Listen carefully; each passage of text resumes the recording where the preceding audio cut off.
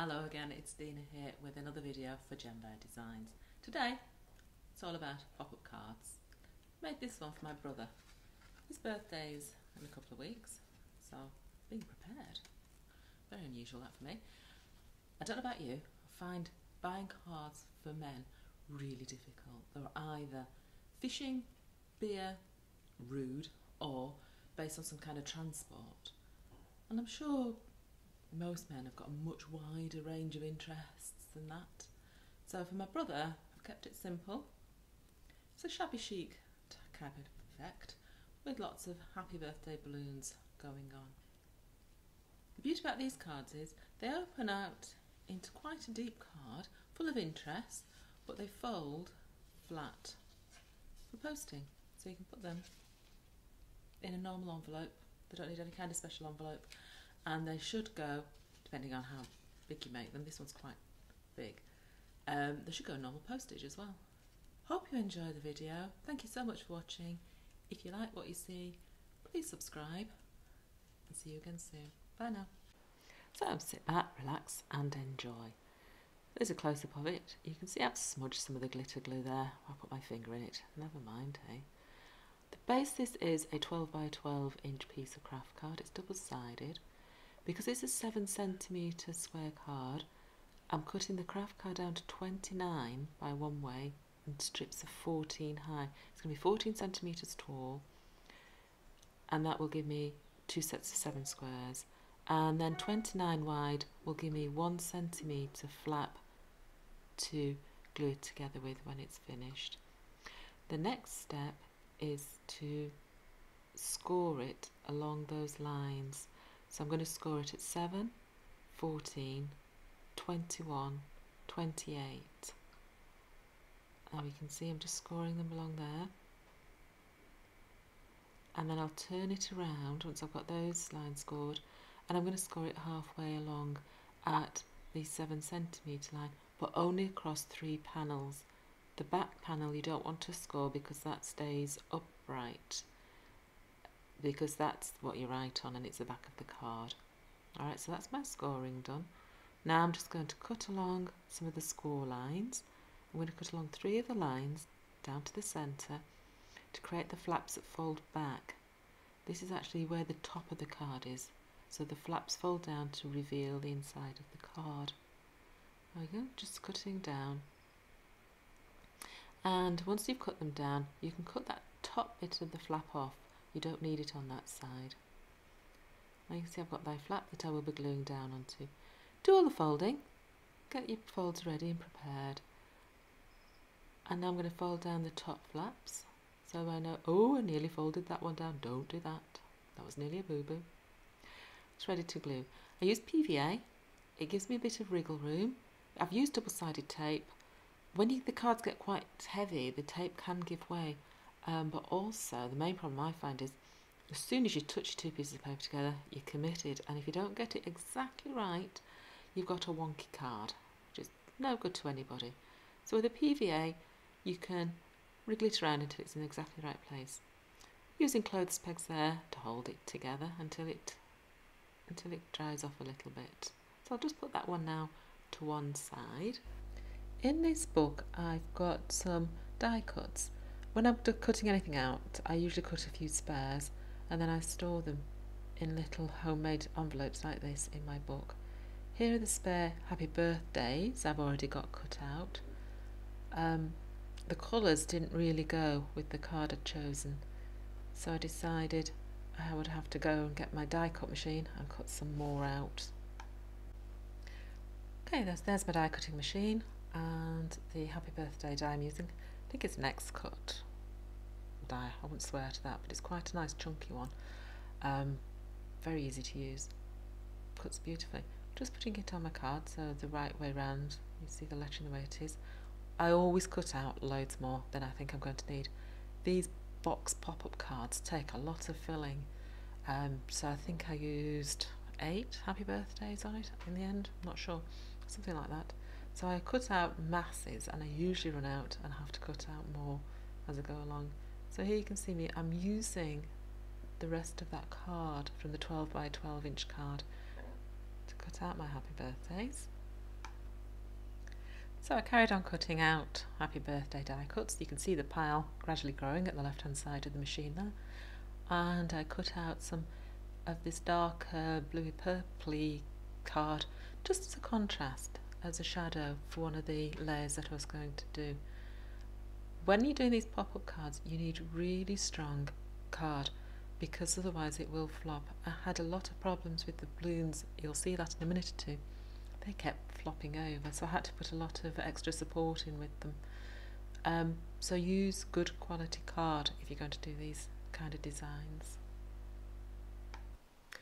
So now I'm just cutting balloons out of my die cut. It's either a Docrafts or an XCut set of balloons, I'm not quite sure. Packaging went in the bin a long time ago. My machine cuts much better down the edges than it does in the middle. It's quite a common feature, die cutting machines. I can soon get around it by putting a piece of paper or card down the centre, but I just put the balloons down the edge and it does the job perfectly well that way. So I'm cutting out quite a few balloons from different types of card, contrasting card, just to get a really nice finished effect.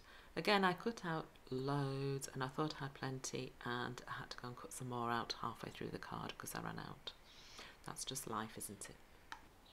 So it's time to start assembling my bunches of balloons.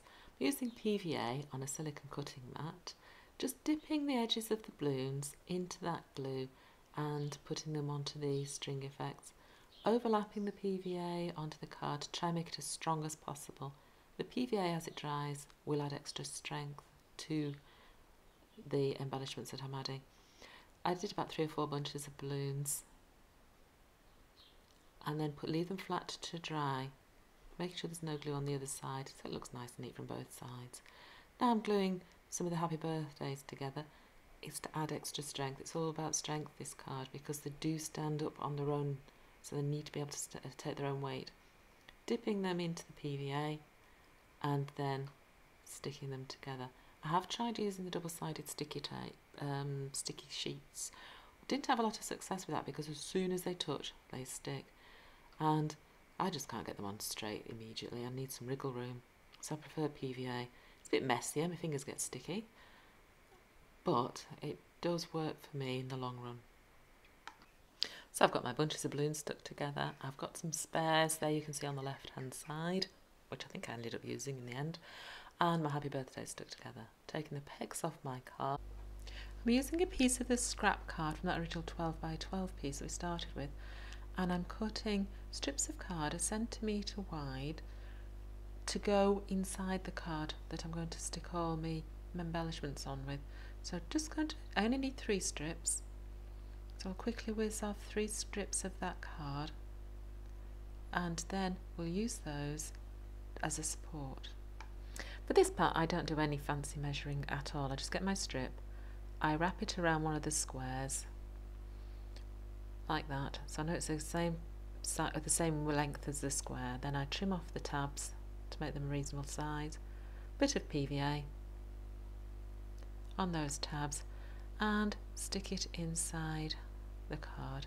Good old trusty pegs come in again, hold it in. Do that again with the other 2 strips of card. So that's what it looks like from the top with the strips of card in place with the pegs on. Now I'm going to cut a piece of plain card to go on the back for writing the message on. So I'm just measuring it down. I'm measuring it 6.5 centimetres by 13.5 centimetres, and then I'm going to edge round that card. I was wondering whether to put a border on it or what to do, ribbon, but I thought as it's for my brother I'm going to use, and it's shabby chic and a bit vintagey, I just use some garden twine to finish off the edge of that piece of card. Glued it on with PVA. I could have used double-sided tape on this, to be honest. It might have given a smoother finish, because PVA, if you're not careful, will give a bit of a wrinkle to your card. That's why I put quite a lot on, so I got a smooth coating. And pressed it down from the inside as well and squidged that glue all the way around. So once that was on, give it a good old press to make sure it's nice and flat. We'll leave it to dry again. And here I am, I'm using PVA and my garden twine and little craft pegs to hold it in place. It does stick down eventually. It needs a little bit of a wriggle and some extra persuasion in parts. to stay put, but we got there in the end with it. Lots of craft pegs. Those pegs are worth their weight in gold. They really are. I use them all the time. And that's what it looks like with the twine in place with my craft pegs there. So it's time just to start thinking about decorating now the flaps around the front. So I'm using my square matting and layering dies to choose 2 dies that will fit those flaps, and you can see the paper there. I'm cutting 3 squares out, and then I'm taking the centre out, as you can see on my die cutting machine there. So I cut 3 lots out just like that. Now I've cut those squares out, it's time to start arranging them onto my card. So I'm putting the squares like a border on the flap, and then the little square that was cut inside, just put it on off centre, rotate it through 45 degrees, and you get a nice diamond effect. We'll just glue those on with PVA and put a little bit of blue on. This card is from the same range again, so the colours all blend and coordinate together. That's one side done. I'll just do the same on the other 3 flaps. Those are 3 flaps done. Now the PVA around the twine has dried, so I take my pegs off. I can neaten off the bits of twine hanging over the edge, and that's the back of the card finished. I could have stamped a happy birthday message on there, but I'll handwrite it because it's for my brother. And now it's time to start assembling the bits and pieces that go inside the card. So the first thing I've done there is just stuck on one of the happy birthday signs on the front and on the back panel. It's being held on with some of my pegs, that front piece. Now I'm trying to place a bunch of balloons inside the card, so it's just sticking out behind the happy birthday sign, using PVA again, and I'll use a peg to hold it still. Now you can see the problem I'm having with the balloons. Because of the weight of those balloons, the little stand just isn't holding them. So I'm going to put in another piece of card cut in the shape of the stand behind and angle it so that it holds it. So I'm changing the camera angle so you can try and see a little bit better what I'm doing. Those are another set of strings, and I'm just putting some PVA on them and then gluing them onto the back of my other balloons to give them that little bit of extra strength so they'll stand up. Those balloons on the top are quite heavy. They are quite big, substantial balloons. And I'm just gluing those balloons onto those strips of card that are inside the box part of the card. There's one set on. It's deciding to stand up now. It's got 2-3 layers of card on there behind. So I'm just gluing my next lot of balloons in, grabbing a little peg to hold it in place, and the next lot of balloons as well, and another peg to hold those in place while they dry. That's still a bit floppy, that front one. We'll work on that in a minute or two. What I decided to do was cut out some more of those strings from my card, and with PVA I'm going to stick them on the back of my balloons to add another layer of strength to those strings, and as the PVA dries it will help hold them firm in place. So here we are, I'm just sticking those strings on those rather floppy balloons.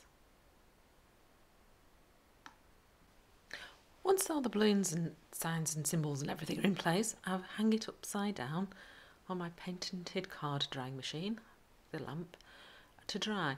Hanging it upside down means everything will dry vertical, and once it's dry it stands up under its own weight beautifully.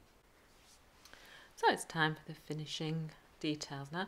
Just adding some little dots of black glitter glue down the edges. Got these from TK Maxx years ago now. It's got a bit gloopy over the ears, but it still does the job. Doesn't help on one or two that I caught them with my finger. Need to be more careful really, don't I? And I just wanted a little black raised pearl effect for my card. So I did the 3 horizontal, 3 vertical on each of the flaps. And there we have it, the finished card. It just needs to dry. When it's finished I've got some nice close-up shots for you there. The back was a bit crumpled with where the pegs had been holding it upside down. I just pressed that out, it came out without any trouble at all. Thank you very much for watching. I hope you enjoyed it. See you next time.